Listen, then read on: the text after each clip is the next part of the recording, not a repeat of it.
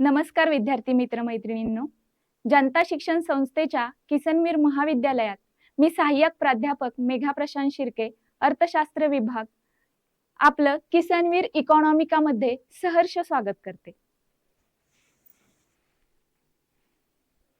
विद्यार्थी मित्र हो, मागच्या लेक्चरला आपण union budget at a glance 2024-25 या बजेटची आपण पार्श्वभूमी काय आहे किंवा बजेट कधी सादर झालं, ते पहिल्यांदा कुणी सादर केलं हे पाहिलेलं आहे। बजेटचा इतिहास आपण जाणून घेतलेला आहे आणि या लेक्चरमध्ये निर्मला सीतारमणजी यांनी 2024-25 साठी जे बजेट सादर केलेलं आहे, पुढील येणाऱ्या आगामी वर्षासाठी म्हणजे 1 एप्रिल 2024 ते 31 मार्च 2025 साठी आपल्या देशाचं अनुमान काय आहे, अंदाजपत्रक कशा पद्धतीने तयार केलेलं आहे, कोणत्या घटकांवर लक्ष केंद्रित केलेलं आहे, हे आपण या लेक्चर मध्ये अभ्यासणार आहोत। The budget is referred to in the constitution as the annual financial statement. To put it another way, the term budget appears where in the constitution it is the common frame for the annual financial statement, which is addressed in article 112 of the constitution. केंद्रीय राज्यघटने अर्थसंकल्पाला राज्यघटनेमध्ये annual financial statement असं संबोधलं जातं, तर राज्यघटनेमध्ये budget या शब्दाचा उल्लेख कुठेही केलेला आपल्याला आढळत नाही। तर अॅन्युअल फायनान्शियल स्टेटमेंट म्हणजेच वार्षिक वित्तीय विवरण असं आर्टिकल 112 कलम 112 मध्ये राज्यघटनेच्या त्याचा उल्लेख केलेला आपल्याला पाहायला मिळतो। According to article 266 of the constitution, parliamentary approval is required to draw money from consolidated fund of India. गव्हर्नमेंटला पार्लिमेंटचा अप्रूव्हल घेतल्याशिवाय कलम 266 नुसार कॉन्सिलेटेड फंडामधून एकही रुपया खर्च करण्याचा अधिकार नाही। Article 112 to 117 in the constitution deals with the financial matter. राज्यघटनेमध्ये कलम 112 ते 117 मध्ये बजेट संदर्भामध्ये कोणती कागदपत्र सादर करायची आहेत, कशावरती फोकस करायचा आहे या संदर्भात माहिती दिलेली आपल्याला आढळते।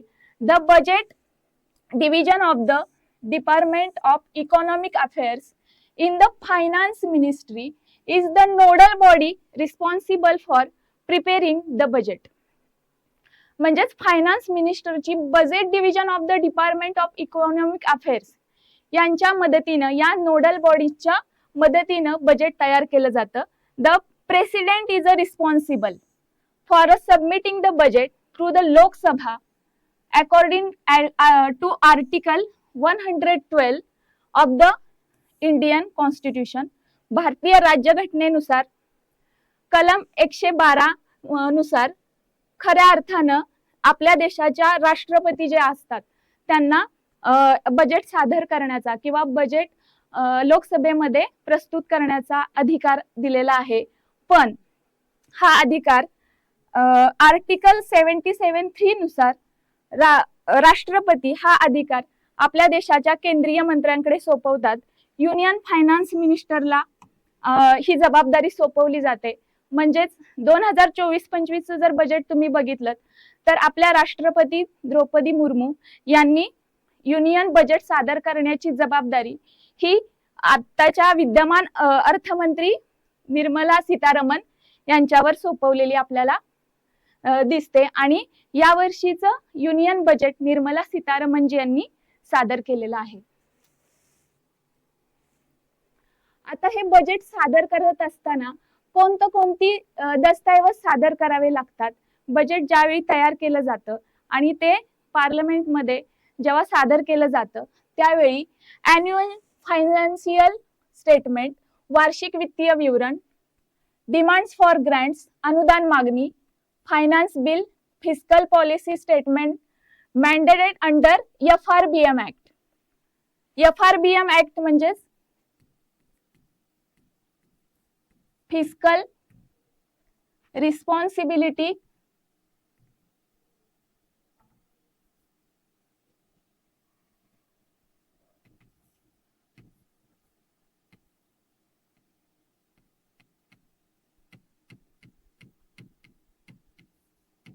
and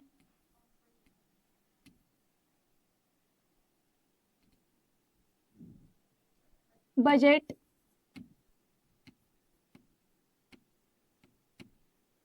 management.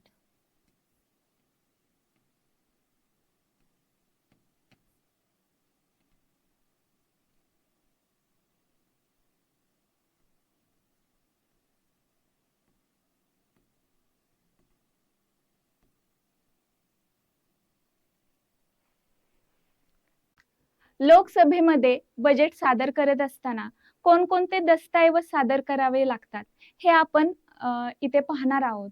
या दस्तऐवजांची डीप स्पष्टीकरण आपण पाहणार नाही, कारण तुम्ही 11वी-12वीला याचा डीप मध्ये अभ्यास केलेला आहे. फक्त आता कोणती कागदपत्रे बजेट सादर करताना तिथं प्रस्तुत करावी लागतात ते फक्त आपण पाहणार आहोत.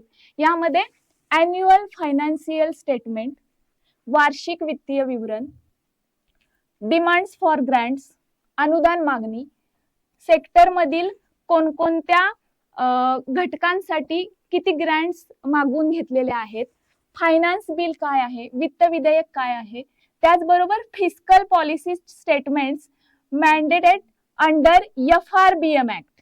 आता FRBM ऍक्ट नुसार मॅक्रो इकॉनॉमिक फ्रेमवर्क स्टेटमेंट आणि medium term fiscal policy strategy statement म्हणजे मध्यम कालावधी राजकोषीय नीती आणि स्थूल आर्थिक विवरण हे FRBM ऍक्ट नुसार बजेट सादर करताना प्रस्तुत करणं हे अनिवार्य आहे.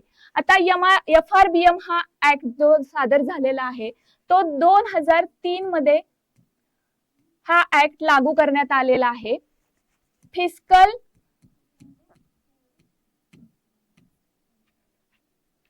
रिस्पॉन्सिबिलिटी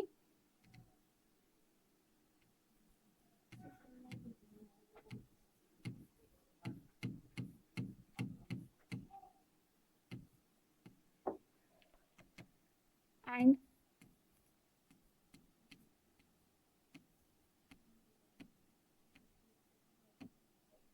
management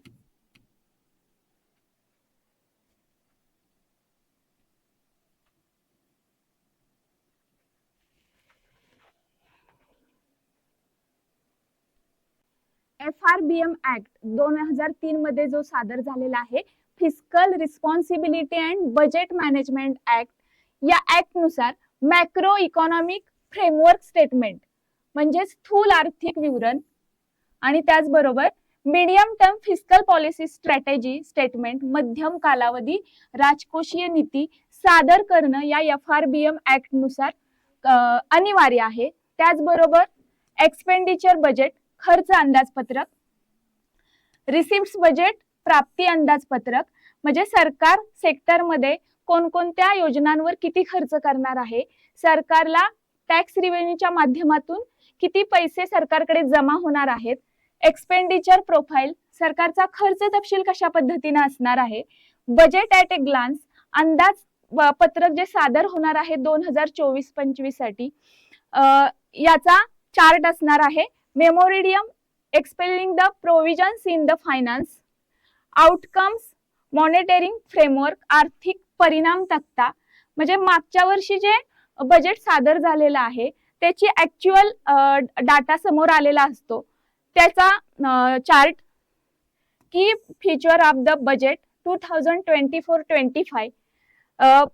2024-25 जे अंदाजपत्रक सादर होणार आहे त्याचे की फ्युचर्स काय आहेत, त्याचबरोबर implementation of a budget announcement 2023-24 अंदाजपत्रक घोषणांची कार्यवाही सरकारने प्रत्येक सेक्टर वाईज म्हणजेच ऍग्रीकल्चर, इंडस्ट्री आणि सर्व्हिस सेक्टरवर योजनांवर किती खर्च सरकारने केलेला आहे, कशा पद्धतीनं बजेटची कार्यवाही सरकारने केलेली आहे एवढी कागदपत्र लोकसभेमध्ये वित्त मंत्र्यांना सादर करावी लागतात.